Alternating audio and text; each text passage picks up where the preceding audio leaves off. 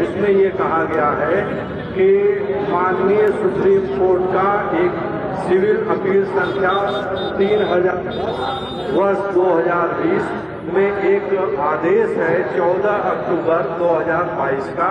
उसमें ये कहा गया है कि आपको या अन्य किसी को 17 अक्टूबर 2022 के दिन या उसके बाद पट्टाभिषेक करवाने से या करने से रोक दिया गया है। तो ऐसी स्थिति में आप अपने को शंकराचार्य कैसे दिखते हैं? ये तो उन्होंने जिस आदेश का हवाला दिया है उसकी तिथि आप याद कर लें, वो 14 अक्टूबर 2022 के आदेश की बात करते हैं। अब उन्हें जब उस आदेश को उन्होंने देखा है तो इसका मतलब ये है कि उन्होंने सुप्रीम कोर्ट की वेबसाइट से निकाला होगा या किसी ने उपलब्ध कराया होगा। तो उसके पहले 21/9 का ऑर्डर है। 21/9 की तारीख 14/10 से पहले आती है और माननीय सुप्रीम कोर्ट के निर्णय को मैं पढ़ के सुना देता हूँ, वो ज्यादा अच्छा होगा।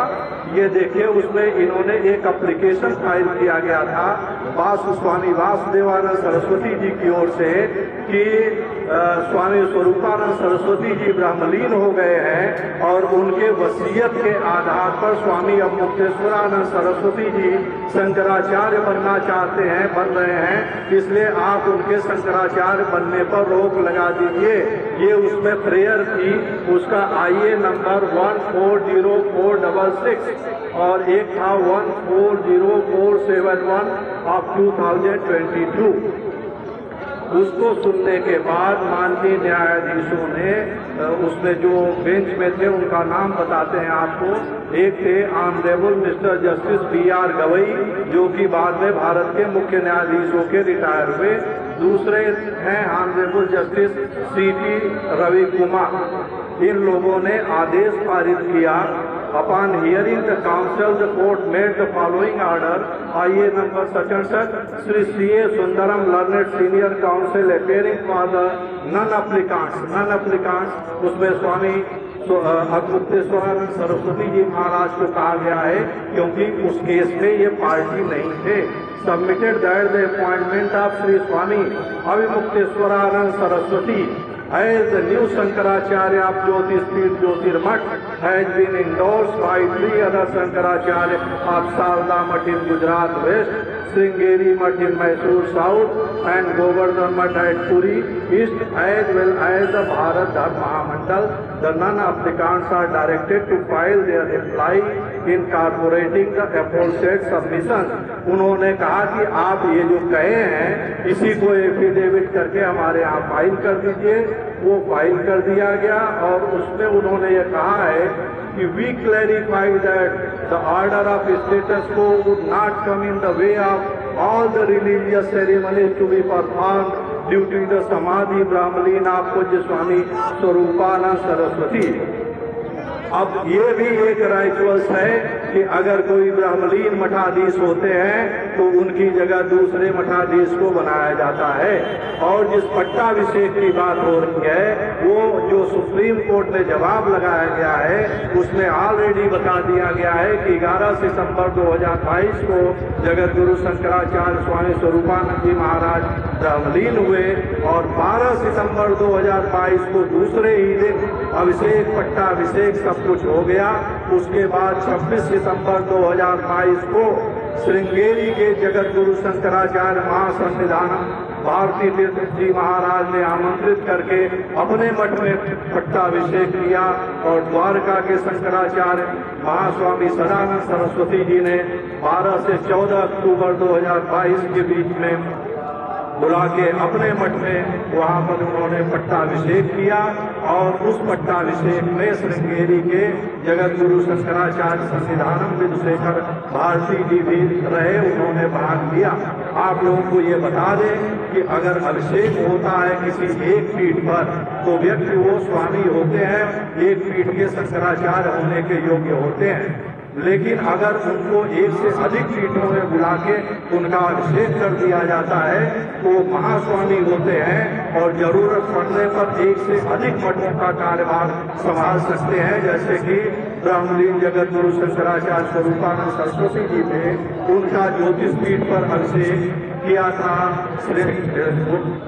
था द्वारका के शंकराचार्य अभिनव सच्चिदानंद तीर्थ जी ने, और पुरी के शंकराचार्य निरंजन देव तीर्थ जी ने एक पीठ पर किया था, और बाद में द्वारका पीठ पर उनका शंकराचार्य श्रृंगेरी के जो है अभिनव विद्या तीर्थ जी ने किया था।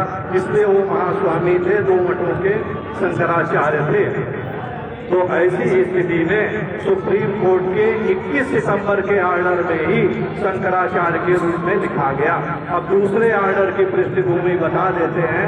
जब उन्हें कोई आदेश नहीं प्राप्त हुआ तो उन्होंने 12 अक्टूबर को पुनः एक पिटीशन फाइल की, और उनके वकीलों ने ही लगता है कि महामान्य जगत गुरु शंकराचार्य पुरी की ओर से भी एक नकली एफिडेविट बना लिया।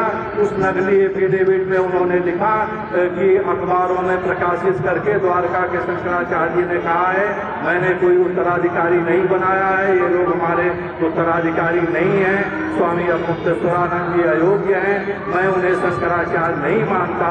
ये उन्होंने ये समझ करके कि इसी पर पुरी के शंकराचार्य हस्ताक्षर कर देंगे, बिना उनके हस्ताक्षर के वासुदेवानंद जी ने अपने पिटीशन में लगा करके कोर्ट में कह दिया कि जो उन्होंने कहा है 3 शंकराचार्य कहे हैं, तो ये देखिए कुछ शंकराचार्य जी का एफिडेविट है, वो तो सिरे से खारिज कर रहे हैं, और बाकी 2 शंकराचार्यों ने भी उन्हें नहीं माना है।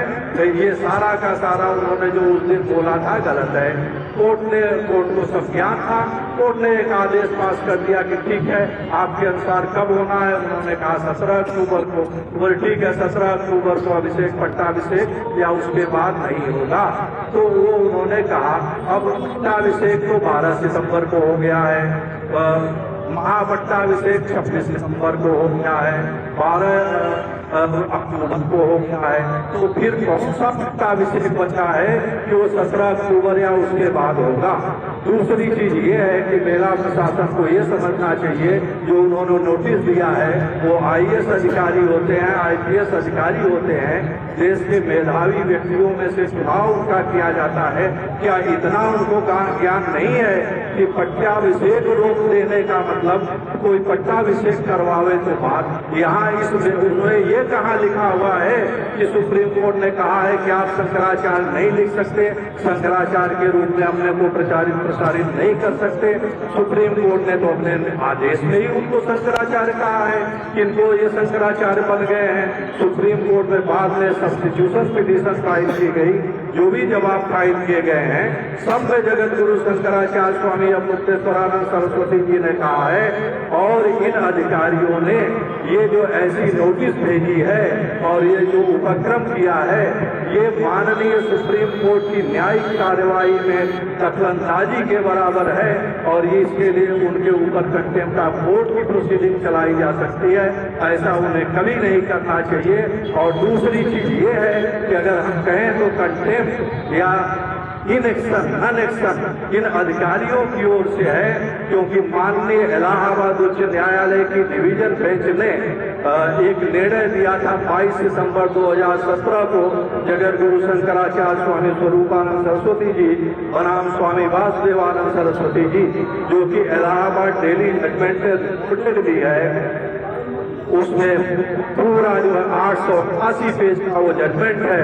उसके आखिर में कहा गया देश में 50 से ज्यादा नकली शंकराचार्य घूम रहे हैं, इसलिए मैं सभी सरकारों को एक निर्देश देता हूँ कि 4 पीठों के शंकराचार्य के अलावा जो कोई भी शंकराचार्य कहता है उसके ऊपर दफा 419, दफा 420, 467 इन सब दफाओं में कार्रवाई करें, और वो शंकराचार्य को करके उनके संपत्ति तो मठ में अर्जित की है उसको जब्त करने का कार्य करें। और इसी मेला क्षेत्र में मुझे बताया गया है कि 15 लोग शंकराचार्य के नाम से जगह और बोर्ड लगा करके यहाँ बैठे हैं, और इन अधिकारियों के ऊपर निर्देश है हाई कोर्ट के उस निर्णय पर सुप्रीम कोर्ट ने कोई रोक नहीं लगाई है। और दूसरी चीज की इन अधिकारियों को यह भी मालूम है कि 4 अक्टूबर 2018 का आदेश है सुप्रीम कोर्ट का, जिसमें कहा गया है कि जब तक अपीलों का निर्णय नहीं होता है, जगत गुरु शंकराचार्य ज्योतिष पीठाधीश्वर के रूप में स्वामी स्वरूपानंद सरस्वती जी मान्य रहेंगे। और इन्हें ये ज्ञात होना चाहिए कि अगर किसी व्यक्ति की मृत्यु हो जाती है तो उसका बेटा by operation of law Hindu succession act के अनुसार उत्तराधिकारी हो जाता है। उसको कहीं म्यूटेशन की जरूरत नहीं होती है, म्यूटेशन बाद में हो ना हो। और सुप्रीम कोर्ट के कई निर्णय हैं, ये विधि विशेषज्ञों से राय ले लें कि रेवेन्यू रिकॉर्ड की एंट्री जो है प्रमाण नहीं होती कि उसके पास टाइटल है कि नहीं है। सुप्रीम कोर्ट का निर्णय है, सुप्रीम कोर्ट का जजमेंट है। अगर ब्रह्मलीन स्वरूपानंद सरस्वती जी नहीं रहते तो उनके वसीयत के द्वारा बनाए गए व्यक्ति शंकराचार्य होते हैं। उनको वो 2 पीठों के शंकराचार्य थे। उन्होंने एक वसीयत लिखी 1 फरवरी 2017 को, जो कि रजिस्टर्ड वसीयत है। उसके आधार पर 2 व्यक्ति शंकराचार्य हुए, शारदा मठ द्वारका के महास्वामी सदानंद सरस्वती जी महाराज और ज्योतिष पीठ के शंकराचार्य महास्वामी अवमुक्तेश्वरानंद सरस्वती जी महाराज। और एक जो डॉक्यूमेंट होता है वो आधा सही और आधा गलत नहीं होता है। उस वसीयत के आधार पर charity assistant charity commissioner Gujarat ने वसीयत को प्रमाणित मानते हुए स्वामी सदानंद सरस्वती जी को वहां के शंकराचार्य के रूप में नामांतरित किया। और उसी वसीयत को एक व्यक्ति ने चुनौती दी, गोविंदानंद सरस्वती नाम के व्यक्ति ने गुजरात हाई कोर्ट में चुनौती दी। उसने यही कुछ कहा जो इस नोटिस में इन अधिकारियों ने कहा है। इनको जरा उस आर्डर को पढ़ लेना चाहिए। 2 सितंबर 2025 का आदेश है। उसमें इसने यही कहा था कि सुप्रीम कोर्ट ने पट्टाभिषेक पर रोक लगा रखी है, ये कैसे शंकराचार्य हो गए, वसीयत जाली है, वसीयत फर्जी है। और माननीय गुजरात हाई कोर्ट ने 2 सितंबर को उसको खारिज कर दिया। वो जो है प्रांग न्याय है, वो अब कोई उस पर आपत्ति नहीं उठा सकता है। ऐसी स्थिति में गुजरात हाई कोर्ट के निर्णय को भी अगर अधिकारी नहीं मानते हैं और वसीयत रजिस्टर्ड को भी नहीं मानते हैं, सुप्रीम कोर्ट के आदेश की मनमानी व्याख्या करना चाहते हैं, तो इसका मतलब ये है कि न्यायिक प्रक्रिया में ये बाधा डालना चाहते हैं। और धार्मिक जो अधिकार हैं एक मठाधीश के रूप में प्राप्त, इन लोगों को मैं बताता हूँ कि ये श्री कृष्ण सिंह बनाम मथुरा AIR सुप्रीम कोर्ट पृष्ठ 707 पर जो रिपोर्टेड जजमेंट हो उसको जरा ये पढ़ लें तो इन्हें ज्ञान हो जाएगा। उसमें इलाहाबाद हाई कोर्ट ने ये कहा था कि भारत का संविधान लागू होने के बाद सभी जो है बराबर हो गए हैं, सभी सन्यासी हो सकते हैं, सबके अधिकार बराबर हैं। अब ये कहना कि ये बड़े हैं ये छोटे हैं, ये नहीं चलेगा। सुप्रीम कोर्ट में जब अपील की गई तो माननीय न्यायाधीशों ने कहा कि सबसे पहले तो मैं ये हम लोग बता देना चाहते हैं कि हाई कोर्ट इलाहाबाद का यह जो बताया हुआ जो है वो निर्णय है बिल्कुल गलत है। संविधान ने जो अनुच्छेद 25 और 26 के तहत धार्मिक स्वतंत्रता का अधिकार है उसको संविधान ने नहीं टच किया है। वहाँ जिस मठ की जो परंपरा है वही चलता रहेगा। इन्हें सिरूर मठ का 1954 का जो केस है लक्ष्मेंद्र स्वामी तीर्थ स्वामियार और सिरूर मठ का दूसरा तीर्थ है सुरेंद्र स्वामी सोमयार, वो देख लेना चाहिए। 7 जजों की बेंच ने कहा है कि किसी भी धर्माचार्य को क्या विधि होगी, उसको कैसे पूजा करना है, कैसे स्नान करना है, क्या करना है, ये उसका विशेषाधिकार है। ये अधिकारी जो है नहीं बता सकते हैं, न ही न्यायालय बता सकती है, ये उसका विशेषाधिकार है। इसीलिए आजकल वो जजमेंट अब तक जो है फील्ड होल्ड कर रहा है।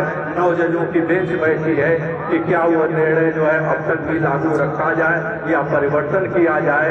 उन 9 जज के फैसले को बदलने का साहस अगर कुछ जो है वो IAS IPS अधिकारी और कर रहे हैं तो हम अधिवक्ताओं की समझ में तो बात नहीं आती है। अब आप लोगों के जो प्रश्न हो